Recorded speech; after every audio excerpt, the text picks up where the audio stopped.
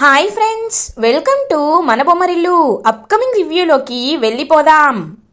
భూమి గగన్ల పెళ్లి చేయాలని కృష్ణప్రసాద్ శారద ప్లాన్ చేసుకున్న విషయాన్ని అపూర్వ తెలుసుకొని రఘురామ్తో చెప్తుంది. చూడండి అన్నయ్య గారు, మీకు తెలుసు బావ కానీ నేను కానీ పరువు కోసం ప్రాణమిస్తామని. ఇప్పుడు ఆ కృష్ణప్రసాద్ ఏమో భూమికి గగన్కి పెళ్లి చెయ్యాలి అనుకుంటున్నారు. కోమాలోండి బయటికి వచ్చాక ఎలా అయినా బావ తన కూతుర్ని మనసారా చూడాలి, తన కూతురుతో టైం స్పెండ్ చేయాలి అనుకుంటాడు. అలాంటిది తన కూతురి పెళ్లి అంగరంగ వైభవంగా కాకుండా ఇలా అనుకోకుండా జరిగితే నా బావ తట్టుకోలేడు. అయినా గగన్కి నా బావకి ఎప్పటి నుండో శత్రుత్వం ఉంది. మీరే నాకు ఎలా అయినా సహాయం చెయ్యాలన్నయ్య గారు అని అంటుంది ఏమీ తెలియనట్టు అపూర్వ. చూడండమ్మా అపూర్వ, అయినా మీరు చెప్పినంత అక్కడేమీ లేదు అని నాకు అనిపిస్తుంది. భూమి గగన్లు మంచివాళ్ళు. వాళ్ళు అలా దొంగతనంగా పెళ్లి చేసుకోవాలని ఎప్పుడూ అనుకోరు. ఆ కృష్ణప్రసాద్ వాళ్ళు ఒకవేళ వాళ్ళకి బలవంతంగా పెళ్లి చెయ్యాలి అని అనుకుంటే ఈ రఘురామ్ ఉగ్ర రూపాన్ని వాళ్ళు ఖచ్చితంగా చూస్తారు అని అంటారు రఘురామ్. ఈ మాత్రం చాలు ఈ శ్రీరామనవమి వేడుకల్లో కొలతలు రేపడానికి, ఎలా అయినా భూమి గగన్లా పెళ్లి చెడగొట్టడానికి అని మనసులో అనుకుంటుంది అపూర్వ. ఇది ఇలా ఉండగా భూమి గగన్ దగ్గరికి వస్తుంది. గగన్, ఏంటి ఇలా వచ్చావు? ఆ రంగుల రాట్నం విషయాన్ని గుర్తు చేసుకుంటున్నావా? నేనది ఎప్పుడో మర్చిపోయాను. నీపై నాకు కోపం పోదు అని అంటారు గగన్. అయ్యో, కోపదారి అని పేరు పెట్టాల్సి వస్తే అది మీకే పెట్టాలని నాకు బాగా తెలుసు తలతిక్కగారు అని అంటుంది భూమి. హే, ఏమన్నావు అని అంటారు. ఏమన్నానా? ఒకసారి దగ్గరికి రండి చెప్తాను అని అంటుంది భూమి. ఇంకా గగన్ దగ్గరికి వెళ్ళేసరికి గగన్కి హోలీ కలర్ రాస్తుంది భూమి. హోలీ ఎలాగో జరుపుకోలేదు కదా, అందుకే చెప్తున్నా హ్యాపీ హోలీ అని చెప్పి ఇంకా పరిగెడుతుందనమాట భూమి. ఇంకా గగన్, హే భూమి ఆగు అని చెప్పి ఇంకా గగన్ కూడా భూమి వెనకాలే పరిగెడుతూ ఉంటాడు. అప్పుడే ఇంకదంతా చూసిన అపూర్వ వెంటనే రఘురామ్ దగ్గరికి వెళ్ళి, చూసారా అన్నయ్య గారు, మీరు నేను చెప్పిన మాటల్ని నమ్మలేదు, కానీ వాళ్ళిద్దరూ చూసారా ఎలా ఉన్నారో అని అంటుంది అపూర్వ. అమ్మా, ఇలాంటి జాతరలో అలాంటి చిన్న చిన్న సరదాలు అనేవి చాలా తరచుగా చూస్తూనే ఉంటాం. కానీ నేనున్నాను కదా, ఎవరి అనుమతి లేకుండా పెళ్లి జరగనివ్వను అని చెప్పి ఇంకా భూమి గగన్ల వైపు చూస్తూ ఉంటారు రఘురామ్. ఇంకా గగన్ కూడా భూమికి అలా హోలీ కలర్ రాస్తూ ఉంటాడు. అదంతా దూరం నుండి చూస్తూ నక్షత్ర చాలా జెలస్గా ఫీల్ అవుతుంది. ఇంకప్పుడే జానకి భూమి గగన్ల దగ్గరికి వచ్చి, మీరు ఆటలు తర్వాత ఆడుకోవచ్చు, అక్కడ కళ్యాణానికి సమయమైంది, రండి రండి అని చెప్పి ఇంకందరినీ తీసుకువెళ్తూ ఉంటారు జానకి. రాముడి వైపు రఘురామ్, కృష్ణప్రసాద్, చెర్రీ, గగన్ వీళ్ళందరూ రాములవారి తరపు నడుచుకుంటూ వస్తూ ఉంటే, ఇటువైపు సీతమ్మ తరపు జానకి, శారద, ఆ నక్షత్ర, అపూర్వ, భూమి వీళ్ళందరూ నడుచుకుంటూ వస్తూ ఉంటారు. ఇంకలా రాముడి విగ్రహాన్ని రఘురామ్, లక్ష్మణుని విగ్రహాన్ని కృష్ణప్రసాద్, ఇటువైపు సీతమ్మ విగ్రహాన్ని జానకి ఇంకా వాళ్ళు పట్టుకొని అలా నడుచుకుంటూ వస్తూ ఉంటే అపూర్వ, నక్షత్ర ఇదంతా దూరం నుండి చూస్తూ ఉంటారు. ఏముందిలే అని చెప్పి చాలా లైట్గా తీసుకుంటూ ఉంటారు అపూర్వ, నక్షత్ర. ఇంకా రాముని విగ్రహాన్ని ప్రతిష్ఠిస్తారు రఘురామ్, జానకి, కృష్ణప్రసాద్. ఇదంతా చూస్తూ ఇంకా జానకి అయితే చాలా హ్యాపీగా ఫీల్ అవుతుంది. జానకి శారద దగ్గరికి వచ్చి, శారద, భూమి గగన్లు ముచ్చటైన జంట, వాళ్ళిద్దరూ ఎప్పుడూ ఇలాగే కలిసి ఉండాలని నేను మనస్ఫూర్తిగా ఆశీర్వదిస్తున్నాను అని అంటారు జానకి. కానీ అది మా వల్ల అయ్యేలా లేదండి అని పాపం బాధగా చెప్తారు శారద. అదేంటి, ఏమైంది? వాళ్ళిద్దరూ సంతోషంగానే ఉన్నారు కదా అని అంటారు జానకి. లేదు, వాళ్ళు సంతోషంగా లేరండి అని జరిగిందంతా కృష్ణప్రసాద్ చెప్తారు. అంటే ఇప్పుడు భూమి గగన్ల మధ్య అపార్థాలు ఉన్నాయన్నమాట. లేదు, వాళ్ళిద్దరికీ రాములవారి సన్నిధిలో ఖచ్చితంగా ముడిపడుతుంది, నా మనసు అదే చెప్తోంది అని అంటారు జానకి. కానీ వాళ్ళిద్దరికీ పెళ్లి ఎలా చెయ్యాలి అనే విషయం మాకు అర్థం కావట్లేదండి అని అంటారు కృష్ణప్రసాద్, శారద. అప్పుడే కరెక్ట్గా ఇంకక్కడికి రామలక్ష్మి వస్తుంది. ప్లాన్ నా దగ్గర ఉంది అని అంటుంది. ఒక్కసారిగా జానకి, శారద అందరూ షాక్ అయిపోతారు. ఇంకా వెంటనే ఏంటా ప్లాన్ అని అడుగుతారు శారద. ఇదిగో ఈ తాయెత్తు మహిమ అమ్మ అని అంటారు. తాయెత్తు మహిమ? తాయెత్తేంటి అని అడుగుతారు కృష్ణప్రసాద్. ఈ తాయెత్తు చాలా పవర్ఫుల్, ఇది ఒక అబ్బాయి ఒక అమ్మాయి మెడలో వేస్తే వాళ్ళకి ఖచ్చితంగా పెళ్లి జరుగుతుంది. భూమి గగన్ల పెళ్లి ఇప్పుడు జరగచ్చు జరగకపోవచ్చు, కానీ త్వరలో ఖచ్చితంగా జరగబోతుంది. అది ఇవాళ అవ్వచ్చు, రేపైనా అవ్వచ్చు. ఈ తాయెత్తుని గగన్ భూమి మెడలో వేసేలా చూడండి. అప్పుడు మీరక్కర్లేదు, రాముల వారే వారి పెళ్లి ఎలా జరగాలో చూసుకుంటారు అని అంటుంది రామలక్ష్మి. ఇంకా హ్యాపీగా ఫీల్ అవుతారనమాట కృష్ణప్రసాద్ అండ్ శారద. ఇంకా శారద ఆ తాయెత్తుని తీసుకొని గగన్ దగ్గరికి వెళ్తుంది. నాన్న గగన్, నేనొకటి చెప్తాను, నువ్వు చేస్తావు కదా అని అడుగుతారు. ఏంటమ్మా కొత్తగా అడుగుతున్నావేంటి? నువ్వు చెప్పింది ఎప్పుడైనా చేయకుండా ఉన్నానా అని అడుగుతారు గగన్. రేయ్, అప్పటిది కాదురా, ఇప్పుడు అడుగుతున్నాను. నువ్వు నేను చెప్పినట్లు చేస్తానని నాకు మాటివ్వు అని అంటారు. ఏంటమ్మా కొత్తగా మాట్లాడుతున్నావు? సరే, మాటిస్తున్నాను, ఏంటో చెప్పు అని అంటారు. ఇదిగో, ఈ తాయెత్తు చాలా మహిమగల తాయెత్తు. ఇది ఎవరి మెడలో అయినా వేసుకుంటే వాళ్ళకి ఎప్పుడు ఆంజనేయ స్వామి, రాముల వారు, సీతమ్మ తోడు వాళ్ళకి ఉంటూనే ఉంటుంది. అందుకే ఇది నువ్వు భూమికి వెయ్యాలి అని అంటారు. ఏంటి, భూమికి వెయ్యాలా? కుదరదు అని అంటారు. గగన్, నాకు తెలుసు నువ్వు మాటిస్తే తప్పవని. నాకు మాటిచ్చావు గగన్ అని అంటారు శారద. ఇది ఇలా ఉండగా భూమి దగ్గరికి కృష్ణప్రసాద్ వస్తారు. అమ్మ భూమి, రామ్మా అని అంటారు. ఎక్కడికి మావయ్యా అని అడుగుతుంది భూమి. చూడమ్మా, ఇప్పుడు గగన్ నీ దగ్గరికి వచ్చి నీ మెడలో తాయెత్తు వేయబోతున్నారు. ఆ తాయెత్తు చాలా మహిమగలదమ్మా. ఒక్కసారి గగన్ చేత్తో నీ మెడలో ఆ తాయెత్తుని వేస్తే మీ ఇద్దరికీ ఖచ్చితంగా పెళ్ళవుతుంది, రామ్మా అని చెప్పి కృష్ణప్రసాద్ భూమిని తీసుకువెళ్తారు. గగన్ని శారద తీసుకువస్తుంది. ఇంకలా అందరి సమక్షంలో గగన్ ఆ తాయెత్తుని భూమి మెడలో వేస్తూ ఉంటారు. ఇదంతా అపూర్వ చూస్తూ ఉంటుంది. ఇంకా రఘురామ్ కూడా అదంతా గమనిస్తూ వాళ్ళ వైపే చూస్తూ ఉంటారు. రఘురామ్, గగన్ ఏం చేస్తున్నావు అని అడుగుతారు. ఏమైంది అని అడుగుతారు గగన్. భూమికి ఎందుకు నువ్వా తాయెత్తుని వేస్తున్నావు అని అడుగుతారు రఘురామ్. మా అమ్మే వేయమని చెప్పింది అని అంటారు గగన్. ఇంకా అలా పాపం గగన్ అయితే పక్కకి వెళ్ళిపోతారు. ఇంకా రఘురామ్ అయితే భూమి దగ్గరికి వస్తారు. చూడమ్మా భూమి, నాకు జరిగిందంతా అర్థమవుతుంది. నువ్వు ఆ గగన్ని మనస్ఫూర్తిగా పెళ్లి చేసుకోవాలి అనుకుంటున్నావు.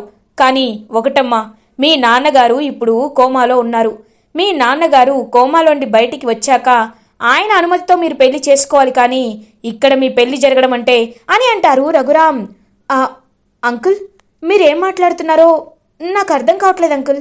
అయినా గగన్ గారిని నేను ఇప్పుడు పెళ్లి చేసుకోవడం ఏంటి? నేను ఆయన్ని ప్రేమిస్తున్నాను, కానీ ఆయన నన్ను దూరం పెడుతున్నారు.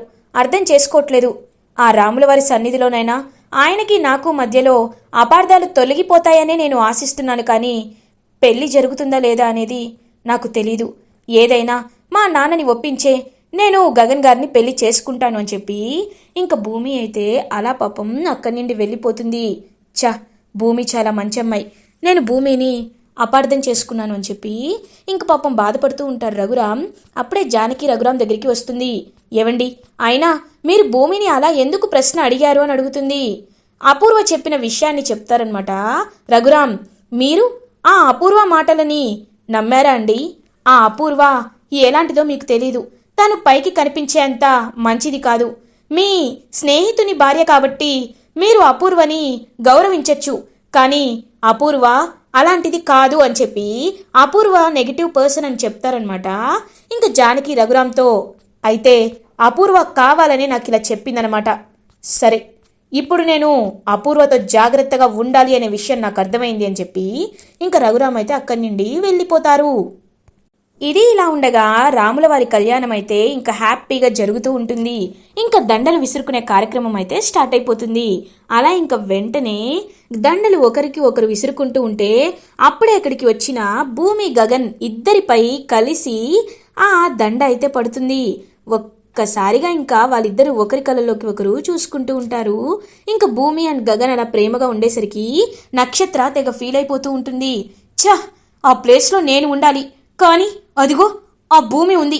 ఈసారి దండ విసురుతారు కదా, ఖచ్చితంగా నేనే అక్కడ ఉంటాను అని చెప్పి ఇంకా పరిగెత్తుకుంటూ గగన్ పక్కన నించుంటుందన్నమాట నక్షత్ర. ఇంకా నెక్స్ట్ టైం అలా కరెక్ట్గా దండ విసిరేసరికి అక్కడికి ఫోన్ మాట్లాడుకుంటూ చెర్రీ వస్తాడు. ఇంకా చెర్రీ నక్షత్ర ఇద్దరిపై కలిసి ఆ దండ పడుతుంది. ఒక్కసారిగా నక్షత్ర చెర్రీ వైపు చూస్తుంది, చెర్రీ కూడా నక్షత్ర వైపు చూస్తూ ఉండిపోతాడు. వెంటనే ఇంకా అపూర్వ అయితే షాక్లో చూస్తూ ఉండిపోతుంది. ఇంకా అక్కడికి తనైతే కృష్ణప్రసాద్ అయితే వస్తారనమాట. ఏంటి అపూర్వ గారు అలా చూస్తూ ఉండిపోతారు? మీరొకటి అనుకుంటే దేవుడు ఒక ప్లాన్లో ఉన్నాడని కంగారు పడుతున్నారా? కానీ ఒకటి మాత్రం నిజమండి, దేవుడు ఏ జంటల్ని కలపాలి అనుకుంటున్నాడో ఇదిగో ఇక్కడే నిర్ణయించేశాడు. నా కొడుకు గగన్, భూమి, రెండవ కొడుకు చెర్రీ, ఏమో మీ కూతురు నక్షత్రం పెళ్లి చేసుకుంటాడేమో అని అంటారు కృష్ణప్రసాద్. హేయ్ కేపీ, ఏంటి నీ కొడుక్కి నా కూతుర్నిచ్చి పెళ్లి చేస్తానా అని అంటుంది అపూర్వ. చెప్పాను కదా అపూర్వ గారు, పెళ్ళిళ్ళు అనేవి స్వర్గంలో నిర్ణయించబడతాయి. అవి మీరో నేనో అనుకుంటే అవ్వవు. అవి ఎప్పుడు టైం వస్తే అప్పుడు అవుతాయి. మీకే రాను రాను తెలుస్తుందిలేండి అని చెప్పి అక్కడి నుండి వెళ్ళిపోతారు కృష్ణప్రసాద్. ఇంకా కోపంగా రగిలిపోతూ ఉంటుంది అపూర్వ. ఇలా కాదు, ఏదో ఒకటి చెయ్యాలి, ఆ భూమిని శాశ్వతంగా పైకి పోయేలా చెయ్యాలి అని అపూర్వ భూమి దగ్గరికి వస్తుంది. ఏంటి భూమి, గగన్ నీకు దగ్గరైపోతున్నాడని, నువ్వింక ఈ ఇంటికి వారసురాలు అయిపోయావని చాలా సంతోషంగా ఉన్నట్టున్నావు అని అంటుంది అపూర్వ. అదంతా నీకెందుకు అని అంటుంది. ఏం లేదు భూమి, ఇందాకే కొంతమంది మాట్లాడుకుంటుంటే విన్నాను. అక్కడ ఒక కొలను కనబడుతుంది కదా, ఆ కొలంలో మునిగి ఎవరైతే వాళ్ళ కోరిన కోరికలు కోరుకుంటారో అవి దేవుడు ఖచ్చితంగా నెరవేరుస్తాడంట. నేనైతే మా బావ త్వరగా కోలుకోవాలని కోరుకుంటాను, మరి నీ గురించి నాకు తెలీదు అని చెప్పి ఇంక అపూర్వ అక్కడి నుండి వెళ్ళిపోతుంది. ఇంక భూమి అలా పంతులు గారి దగ్గరికి వెళ్తుంది. పంతులు గారు, నిజంగా ఈ కొలంలో ఏమైనా మనం కోరుకుంటే జరుగుతుందా అని అడుగుతుంది భూమి. తప్పకుండా జరుగుతుందమ్మా అని అంటారు పూజారి గారు. ఇంక వెంటనే అలా కొలంలోకి వెళ్తుంది భూమి. ఇంకా అలా భూమి అయితే ఆ కొలంలోకి దిగి ఇంకా అలా ఒక మునిగి ఎలా అయినా గగన్ గారికి నాకు మధ్యలో ఉన్న అపార్థాలు తొలగిపోవాలి, గగన్ గారు నా భర్త అవ్వాలి, మా నాన్న శరత్చంద్ర గారు కోమాలో నుండి బయటికి వచ్చి మమ్మల్ని అర్థం చేసుకోవాలి, మా ప్రేమని అర్థం చేసుకోవాలి అని చెప్పి ఇంకా భూమి అయితే పాపం కోరుకుంటుంది. అప్పుడే అపూర్వ అయితే ఇంకా అలా వస్తూ ఉంటే అస్మిత, హే అస్మిత, నువ్వా ఏంటి ఈ మధ్య కొత్త గెటప్ వేస్తున్నావు అని అడుగుతుంది అపూర్వ. మీకు తెలియందేముందా ఆంటీ, నాకు శౌర్య సార్ కావాలి, మీకేమో ఆస్తి కావాలి, మనిద్దరిది ఒకేలాంటి క్యారెక్టర్ కదా అని అంటుంది అస్మిత. సరే సరే, నీకు శౌర్య దగ్గర అయ్యేలా నేను చేస్తాను, కానీ నువ్వు నాకు ఒక ఫేవర్ చేయాలి. ఏంటో తెలుసా, అక్కడ కనబడుతుంది చూడు భూమి, తను ఇప్పుడు మళ్ళీ ఇంకొకసారి మునక వేస్తుంది, నువ్వు తన్ని నీళ్ళల్లో ముంచి ప్రాణం పోయేలా చేయాలి అని అంటారు. ఏంటి, జస్ట్ అంతేనా? రెడీగా ఉండండి ఆంటీ, శౌర్య సార్ని నాకు దగ్గర చేసే ఉపాయం చెప్పండి, నేను మీకు హెల్ప్ చేస్తాను అని అస్మిత కూడా కొలంలోకి వెళ్తుంది. ఇంకా వెళ్ళి పాపం భూమి కరెక్ట్గా మూడో మునక ఇలా లోపలికి మునిగేసరికి భూమిని గట్టిగా పట్టుకొని కిందకి వంచేస్తుంది అస్మిత.